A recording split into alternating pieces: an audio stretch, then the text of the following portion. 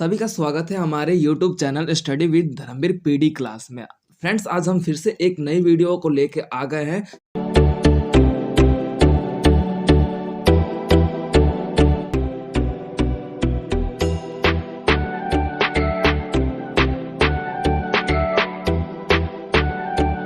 अपने chapter number 9 के बारे में, जो कि आपका BHDL है 138 सेकेंड ईयर का कोड है। इसके 9th चैप्टर के बारे में बात कर लेते हैं। इससे पहले हमने प्रीवियस 8 चैप्टर को कवर कर लिया था, तो हम अब 9th चैप्टर के बारे में बात कर लेते हैं। हमारा 9th चैप्टर है रिपोर्टाज, एकलव्य के नोट्स। ठीक है, अब रिपोर्टाज होता क्या है भाई? रिपोर्टाज का जो शाब्दिक मतलब है ना, ये आपका बोल सकते हैं कि ये फ्रेंच भाषा से लिया गया, फ्रेंच भाषा का एक हिंदी शब्द है जो कि रिपोर्ट को दर्शन करता है। यानी कि रिपोर्ट शब्द से ही रिपोर्टाज शब्द का उत्पत्ति या फिर हम बोल सकते हैं जन्म हुआ है। ठीक है, अब इस स्थिति में हम ये देखते हैं कि कालांतर में जो ये सिचुएशन है कि जो हम रिपोर्ट लिखते हैं, अलग-अलग स्थितियों में हमारा रिपोर्ट लिखने का तरीका और उच्चारण करने का तरीका स्वाभाविक रूप में परिवर्तनशील रहता है। उदाहरण के तौर पे एक डॉक्टर एक फाइल को क्रिएट करता है किसी मरीज का, तो हम उसे रिपोर्ट बोलते हैं कि मतलब उसमें ये मेडिसिन दिया गया है, उस मरीज को ये बीमारी है, कब से वो पीड़ित है, कब से मतलब कौन से रोग से ग्रसित है, कौन से रोग को वो फेस आउट कर रहा है। तो ये क्या है? एक रिपोर्ट है जो कि डॉक्टर के द्वारा बनाया गया है। ठीक उसी प्रकार से अगर हम विपरीत शब्दों में ले, विपरीत सिचुएशन में ले, तो एक पुलिस भी एक रिपोर्ट फाइल दर्ज करता है कि जैसे मान लो कि मैंने मतलब स्टेशन, पुलिस स्टेशन गया भाई, एक रिपोर्ट लिखवाया कि सर मेरे घर में चोरी हो गया है, इतने बजे चोरी हुआ, तो पूरा डिटेल लिखेगा। ठीक है, तो रिपोर्ट क्या होता है कि कम शब्दों में और कम खपत में आपको क्या है कि पूर्ण रूप से आपका देखा जाए तो महत्वपूर्ण जो जानकारी है रिपोर्ट में तैयार कर दिया जाता है। इसीलिए आज हम रिपोर्ट रिपोर्ट की जो भूमिका है महत्वपूर्ण रूप से अपने समाज में देख सकते हैं, और इसी रिपोर्ट से ही आपका रिपोर्टाज का जन्म हुआ है, जो कि साहित्य में इसे रिपोर्टाज के रूप में जाना जाता है।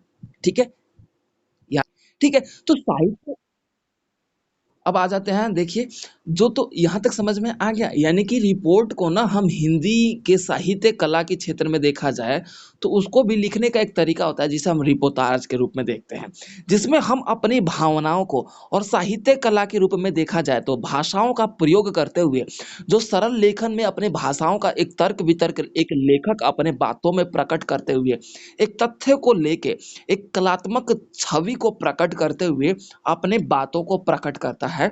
और इसमें जो शब्दों का उच्चारण होता है ना, वो सरल तथा सहजनात्मक तरीके से किया जाता है ताकि वो सभी को ये बातें उस लेखक के द्वारा जो लिखी गई है सभी को समझ में आ जाए।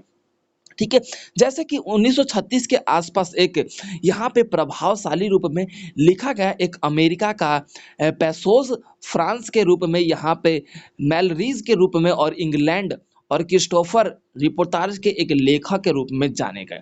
ठीक है, तो ये मतलब एक लेखक के उदाहरण के रूप में बताया कि भाई यहाँ पे लेखक और भी थे जो रिपोर्टाज के रूप में आगे बढ़े। फिर उसके बाद रिपोर्टाज लेखन की शुरुआत जो है ना 1940 के आसपास मानी जाती है, जो कि यहाँ पे लेखक बात कर लेते हैं रांगेय राघव, प्रकाश चंद्र गुप्त, अमृत राय, प्रभाकर मार्चवे और फणीश्वर नाथ रेणु। ये जो हैं, ये महत्वपूर्ण रूप से माने जाने या फिर बोल सकते हो जाने माने लेखक के रूप में, रिपोर्टाज के रूप में जाने जाते हैं। उसके बाद ठाकुर प्रसाद सिंह, ये भी बहुत फेमस है। ठीक है, जिनके जो रिपोर्टाज लिखने का तरीका है, जो एक बोल सकते हो कि एक वे है कि कैसे अपने शब्दों का उच्चारण करते हुए, जैसे कि एक बात कर लेते हैं, आप लोग जानते हो कि मेरा नाम क्या है, तो एक धर्मवीर भारती भी है, वो भी रिपोर्टाज के जाने माने लेखक माने जाते हैं। ठीक है, पूरा नाम धर्मवीर भारती मेरा नहीं है, बस मैं धर्मवीर बोल रहा हूँ। ठीक है, तो इस बात को ध्यान रखिएगा।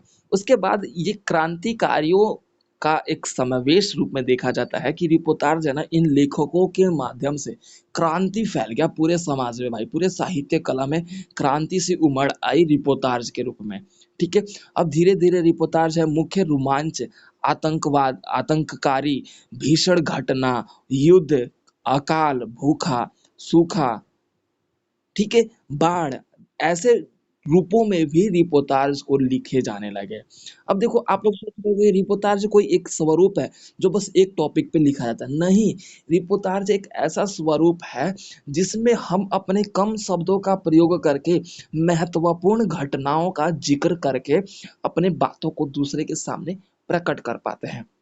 वो हमारा रिपोर्टाज कहलाता है। समझ में आ गया? सभी को क्लियर हो गया?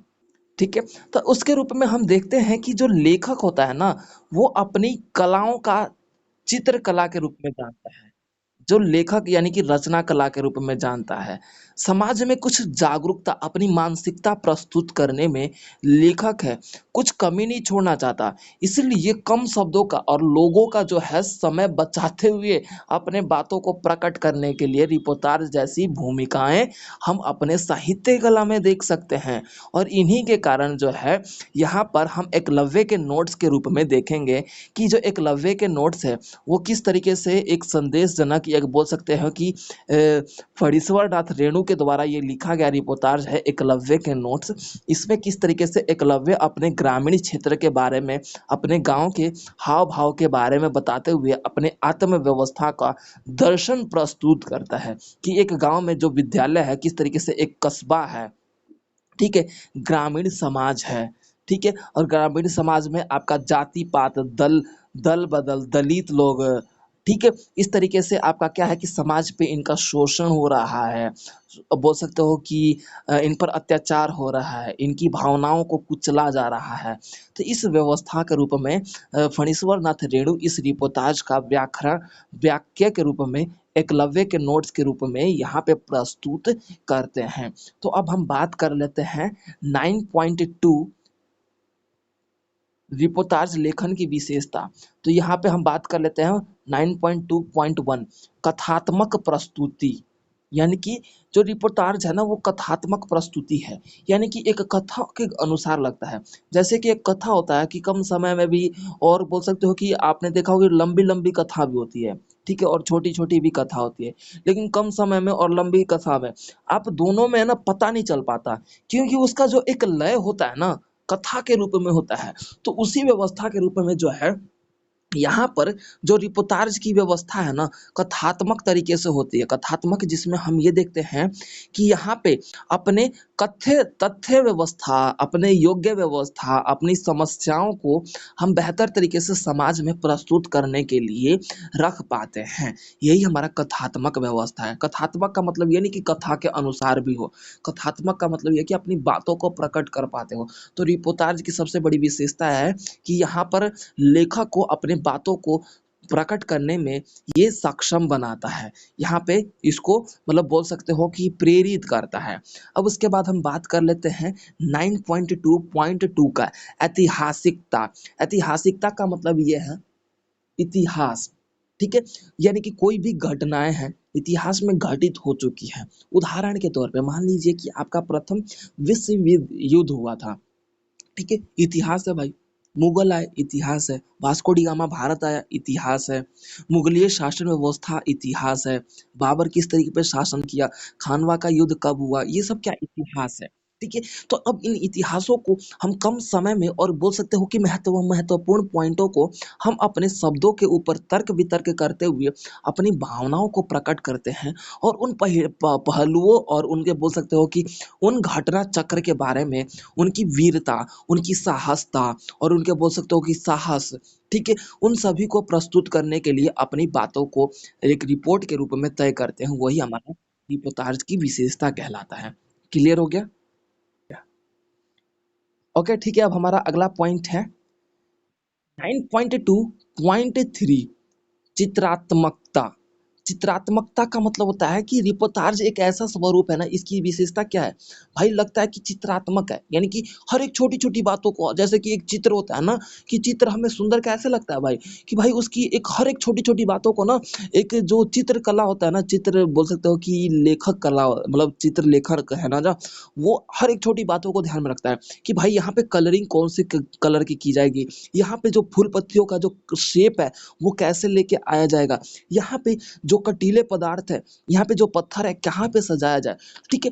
तो ठीक उसी प्रकार से जो आपका रिपोर्टाज लिखने वाला जो लेखक होता है ना, वो हर एक छोटी-छोटी बातों का, हर एक बोल सकते हो कि लय, उसके बाद आपके बोल सकते हैं कि छंद, उसके बोल सकते हैं कि आपके अलंकार, उसके आपके बोल सकते हो रस, इन सभी बातों का ध्यान में रखते हुए एक चित्रात्मक तरीके से लिखकर प्रयास करता है। जिस तरीके से आप बोल सकते हो कि चित्र के रूप में देखा जाए, तो हम एक नयन कक्ष का लिखा जाए, नयन कक्ष बनाना होता है, यानी कि आँखों का जो बोल सकते हो कि जो किस तरीके से पंखुड़ियाँ बनाते हैं, आँखों का किस तरीके से आईब्रोज वगैरह लाइक दैट, ऐसा हम सब चीज़ बनाते हैं ना कि एक एक लेखक एक चित्र किस तरीके से, तो ये चित्रात्मक रूप में देखने को मिलता है। ठीक है? अब उसके बाद हमारा आ जाता है 9.2.4 विश्वसनीयता। विश्वसनीयता का मतलब होता है बिलीवेबल। बिलीवेबल का मतलब ये है कि यहाँ पे जो लेखक है, वो साक्षात्कार के रूप में होते हुए तभी अपने रिपोर्टाज की व्यवस्था को पूर्ण करने में सक्षम बन पाता है। ठीक है? जिसमें आपका बोल सकते हो कि विश्वसनीय योग्य, ये अपने बातों को इस तरीके से प्रस्तुत करता है, जो सामने वाले लोगों को विश्वास कर सके। सामने वाले लोग आपके तर्क-वितर्क पर मतलब खरे उतर सके। तो यहाँ पे विश्वसनीयता की बातों को देखने को मिलता है। ठीक है? अब उसके बाद हम बात कर लेते हैं 9.2.9 शैली। शैली की बात कर लेते हैं, तो यहाँ पे लयात्मक बोल बोल सकते हो, भावात्मक शैली होता है, चित्रात्मक शैली, जैसे कि आपने चित्रात्मक देखा ही, तो यहाँ पे चित्रात्मक शैली भी देख सकते हैं। ठीक है? उसके बाद यहाँ पे आत्मीयता व्यवस्था की भावना भी देख सकते हैं।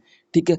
उसके बाद यहाँ पे बात कर लेते हैं उपन्यास, कहानी के रूप में, और बोल सकते हो संवेदन के रूप में, यहाँ पे संवेदनशील शैली के रूप में भी देख सकते हैं। और वहाँ पे भावनात्मक शैली जैसे मैंने आपको बता दिया। ठीक है? तो ये आपकी शैली है जिसके रूप में हमने बोल सकते हैं रिपोर्टाज की विशेषता के रूप में यहाँ पे पूर्ण रूप से कवर किया। क्लियर हो गया सबको? ठीक है, तो अब हम बात कर लेते हैं 9.3 रिपोर्टाज लेखन में रेणु की भूमिका। यानी कि ये जो रेणु है ना, इनका जो पूरा नाम है क्या है भाई? फणीश्वर नाथ रेणु। ध्यान रखना। द्वितीय विश्व युद्ध के बाद फणीश्वर नाथ रेणु ने देखा कि रिपोर्टाज की भूमिका महत्वपूर्ण रूप से उत्पत्ति के रूप में प्रचंड अवस्था में है। प्रचंड अवस्था का मतलब यानी कि तेजी से फैल रहा है भाई पूरे क्षेत्र पर। ठीक है? जिस तरीके से यहाँ पर रिपोर्टाज डायन कोशी व्यवस्था सन 1947 में देखा गया कि यहाँ पर एक डायन कोशी नाम का एक रिपोर्टाज लिखा गया था, जिसमें आपके राम वृक्ष बेनीपुरी और संपादक के रूप में यहाँ पे साप्ताहिक जनता के रूप में प्रकाशित हुआ एक रिपोर्टाज है। नाम क्या था? डायन कोशी। चुड़ैल वाली बात है। ठीक है? तो यहाँ पे ये आपका देखने को मिला कि ये कब प्रसारित प्रसारित हुआ था और कौन से संपादक में? राम वृक्ष बेनीपुरी के संपादक में निकलने वाला एक साप्ताहिक जनता प्रकाशन में ये प्रकाशित हुआ था। ठीक है? अब इसमें क्या हुआ था कि इस सरल शब्दों में पुरानी गांव गंगा पुरानी कहानियों का समावेश हमने इस पूरे रिपोर्टाज के रूप में देखा। उसके बाद धीरे-धीरे इसका फैलाव बढ़ता गया। 1965 में 1975 के बीच में जो समय का रहा रिपोर्टाज, इसमें अनेक लेखकों का उत्पत्ति हुआ, जिसमें एक आपके बोल सकते हो रेणु जी भी है। ठीक है? हड़ताल, चुनाव, ग्रामदार और तस्करी, जिस्म फरोशी, अकाल, भूखा पड़ना, ठीक है? इन सभी के रूप में हमने देखा कि 1975 का दौर देखने को मिला था। जिसमें रेणु ने इन्हीं बातों को ध्यान में रखते हुए अपने रिपोर्टाज की व्यवस्था को एक विशेषता के रूप में प्रस्तुत करते हुए समाज को एक बेहतर समाज के रूप में आगे बढ़ाने का प्रयास इनके द्वारा किया गया था। ठीक है? उसके बाद तर्क वितर्क की बात मानी जाए तो राजनीतिक और बोल सकते हो कि पत्रकारिताओं के रूप में भी रेणु जी ने अपनी बातों को सामने के सामने प्रस्तुत करते हुए अपने बातों का तर्क वितर्क है ना, वो बेहतर तरीके से रखने का प्रयास किया गया था। अब इसी बात को ध्यान में रखते हुए अनेक इतिहासकार, समाज सुधारक, राजनीतिक दस्तावेज के रूप में अपने आप को आगे बढ़ाया। जैसे कि यहाँ पे लिखा गया है कि खेतों में काम करने वाले हाथों के रुके नहीं और आदमी हमारे पास आया हाथ के मिट्टी साझा हुआ। ठीक है, तो ये क्या है, एक बोल सकते हो कि उस समय गरीबी की, बोल सकते हो कि किसान जो थे ना, वो गरीब थे। जो भाई कर लग रखा था, बोल सकते हो इंदिरा गांधी के जो टाइम पे आपका देखा गया कि किसानों की जो स्थिति थी काफ़ी, उस समय सूखा पड़ा था, 1975 का दौर था। तो इन सभी बातों को रेणु जी ने अपने बातों को प्रकट करते हुए यहाँ पर भारतीय किसान की विपदा के रूप में, विपदा का मतलब है कि जो विपदा चल रहा था, उसको ध्यान में रखते हुए उनकी परिस्थितियों का सुझाव देते हुए, अपनी सहानुभूति अपने रिपोर्टाज के रूप में रखते हुए यहाँ पर राज्य सरकार का बाढ़, सूखा पड़ना, भूखमरी, समस्या, इन सभी पर प्रकट करते हुए रेणु ने अपने रिपोर्टाज की जो सीमा है ना, उसको निश्चित नहीं किया। रेणु ने अपने रिपोर्टाज का सहारा लेते हुए समाज के इन सभी व्यवस्थाओं पर व्यंग करते हुए अपनी बातों को प्रकट किया। जंगल, पहाड़, नदी, मैदान, ठीक है, बेकारी, भूखा, ठीक है, बीमारी, शोषण, दासता, बाढ़, अकाल, दलित, हत्या, भूमि संघर्ष, इन सभी के बारे में रेणु ने अपने कलम को रुकने नहीं दिया। अपने कलम के सहारे रेणु ने लगातार प्रति माह, प्रतिदिन उस पर अपने व्यवस्थाओं का व्यंग कसते हुए प्रचंड अवस्था में तीर बाण छोड़ते रहे। आर्थिक समस्या, राजनीतिक समस्या, सामाजिक समस्या और बोल सकते हो सांस्कृतिक समस्या, इन समस्याओं का निपटारा रेणु ने रिपोर्टाज के रूप में व्यंग करते हुए अपनी बातों को प्रकट किया।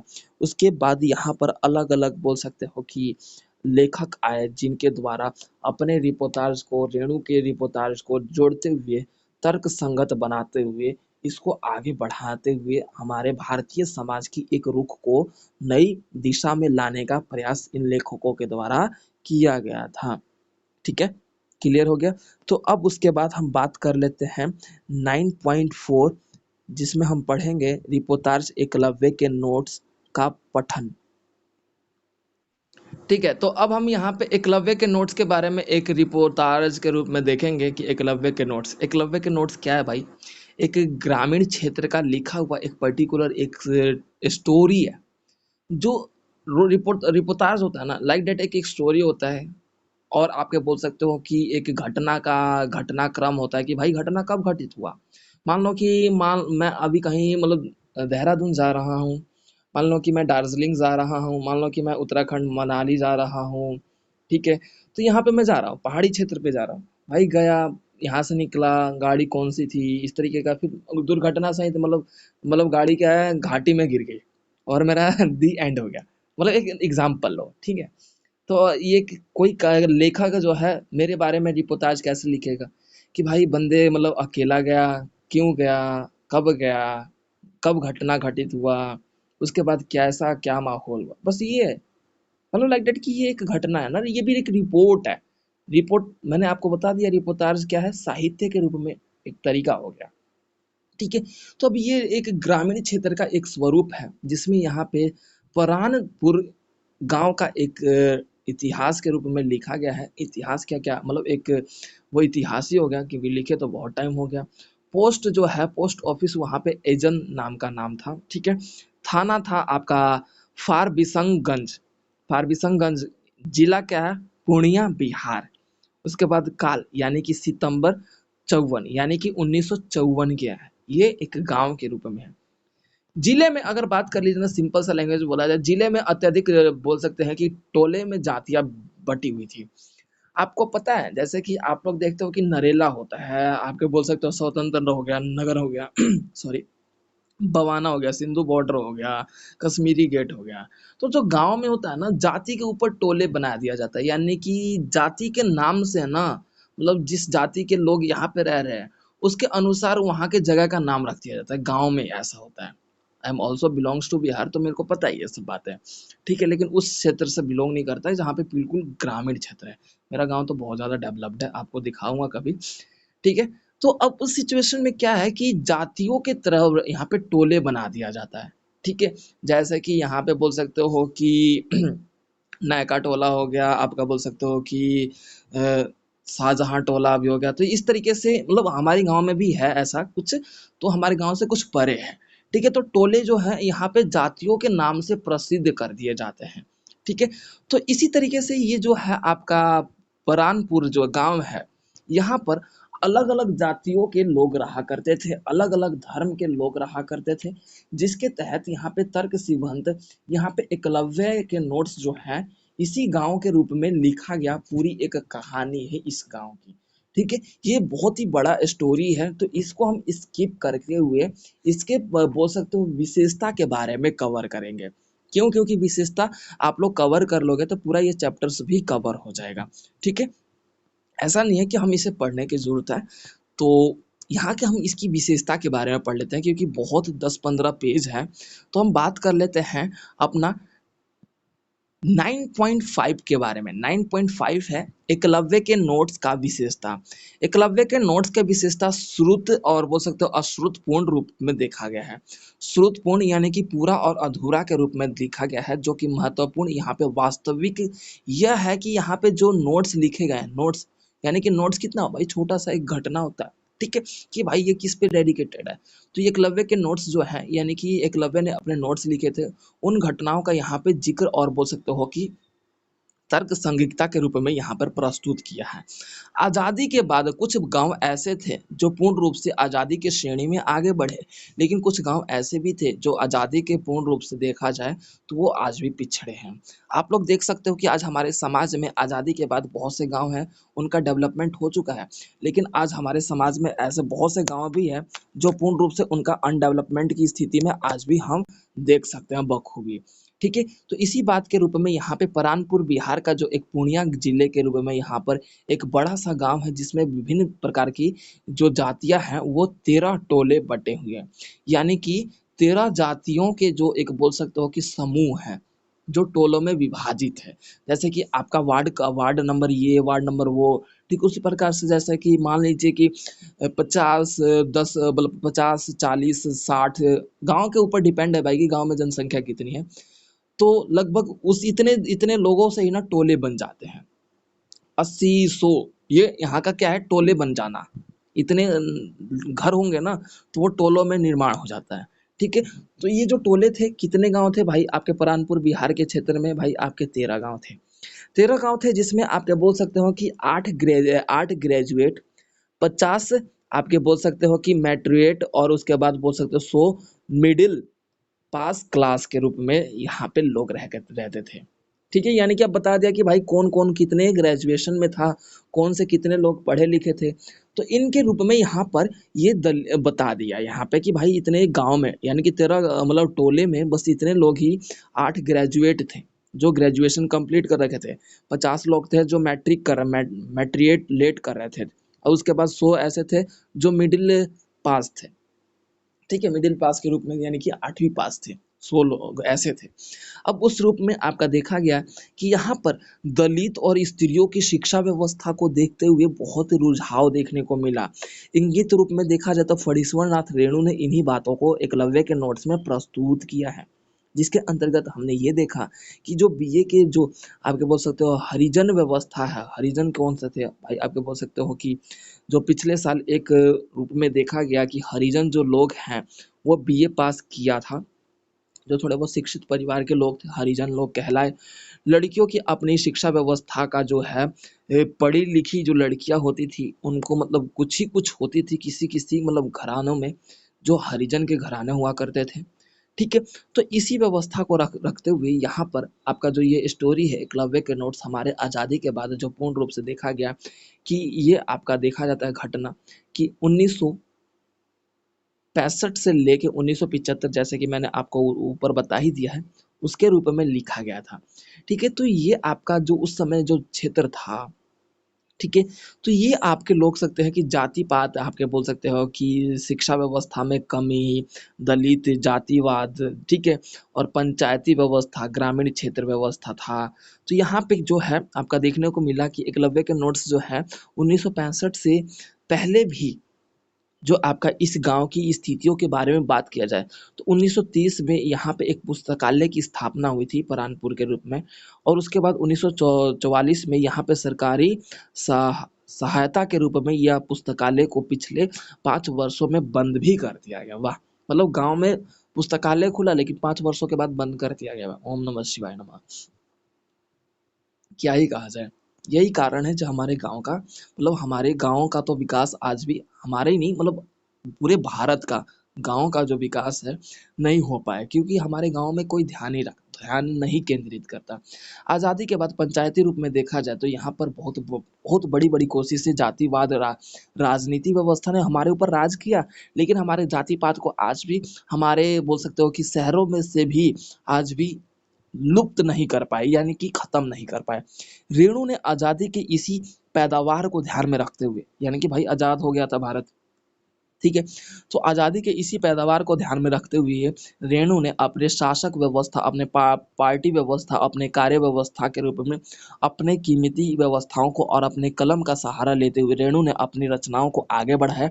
जातिवाद और भ्रष्टाचार के रूप में हो रहे जो अत्याचार थे, उन अत्याचारों का विरोध किया और दलित वर्ग पे जो चेतना जागृत करते हुए रेणु ने अपनी रचनाओं को आगे बढ़ाने का प्रयास किया।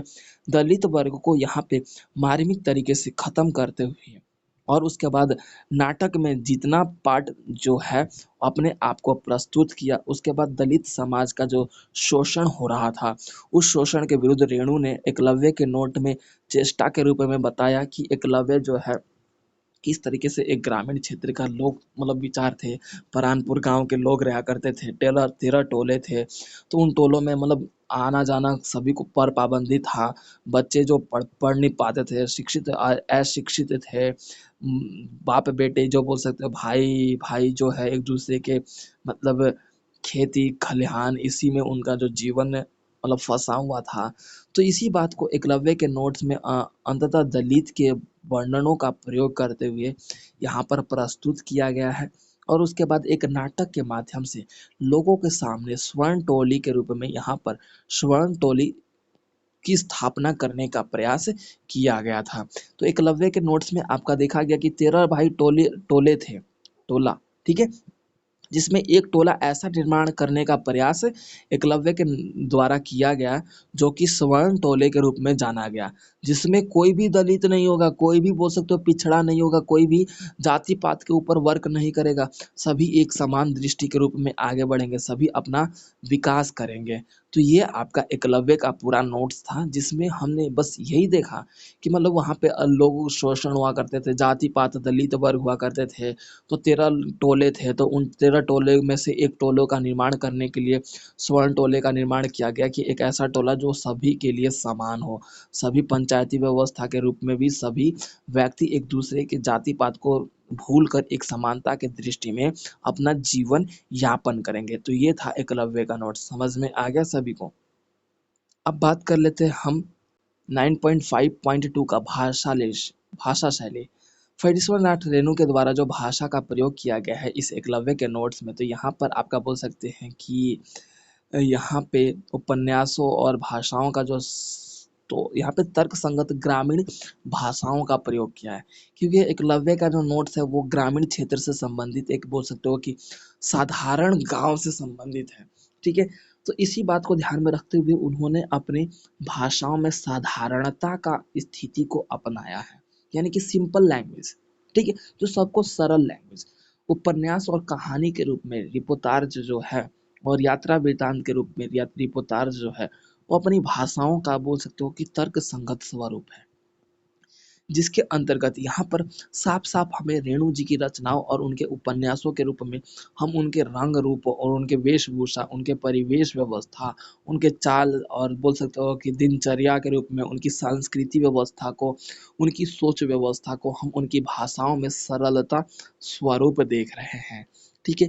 जिनके यहाँ पर जन भाषा का प्रयोग अपने यहाँ पर भाषा शैली के द्वारा किया गया है। जन भाषा का मतलब होता है जो सभी जनता को पसंद आए, सभी जनता उस भाषा का ज्ञान रखा हो, वो आपका जन भाषा, सभी उस भाषा को बोलते हों, वो आपका जन भाषा कहलाता है, ठीक है? तो एकलव्य के नोट्स में इन भाषाओं का ही हमें स्थिति देखने को मिलता है, इनके मुहावरे, इनके दोहे, इनके गीत, तो इनकी जो भाषाएँ हैं, वो मार्मिक तथा बोल सकते हो कि प्रासंगिकता और जन भाषा संबंधित जो वो है, वो सरल रूप में लिखा गया, ठीक है? मैथिली, बांग्ला, हिंदी, संथाली, पूर्णिया, कथ्य भाषा इत्यादि भाषाओं में इन्होंने अपना रचना लिखकर अपने आप को आगे बढ़ाने का प्रयास किया गया है। ठीक है। अब उसके बाद यहाँ पर इन्होंने जाति व्यवस्था के रूप में भी अपने भाषाओं का सरलता प्रयोग करते हुए जाति पात के रूप में भी खत्म करने का प्रयास किया गया है। ठीक है। अब उसके बाद रेणु की विशेषता की बात कर ली जाए तो यहाँ पर अनपढ़ों के लिए यहाँ पे बोलचाल की भाषा, शिक्षक व्यवस्था को ध्यान में रखते हुए, तत्सम प्रधानता को ध्यान में रखते हुए इनकी भाषाओं में इस्तेमाल हम देख सकते हैं। और हास्य व्यंग व्यंग व्यवस्था, हास्य व्यंग यानी कि देखो हास्य रस भी होता है। ठीक है। एक ऐसा रस जिसे हम पढ़कर हमें खुशी और प्रसन्नता का अनुभूति होता है, यानी कि अनुभव होता है, वो हमारा हास्य रस कहलाता है। ठीक है। तो इस स्थिति में हम एकलव्य के नोट्स में हास्य रस जैसी भाषाओं का भी तुष्टीकरण देख सकते हैं। तो ये आपका भाषा शैली था। अब उसके बाद हम बात कर लेते हैं 9.6 सारांश।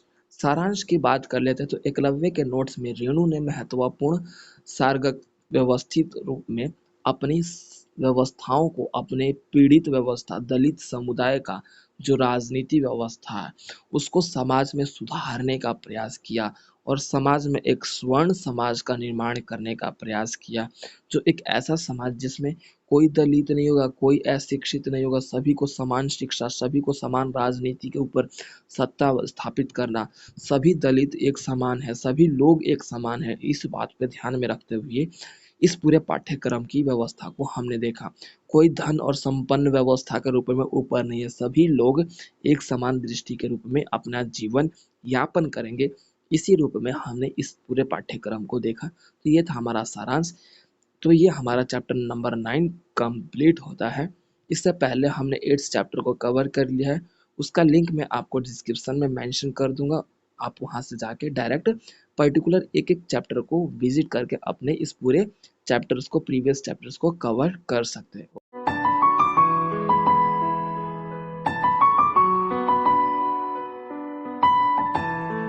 तो वीडियो को like, comment, share and subscribe करना ना भूलें।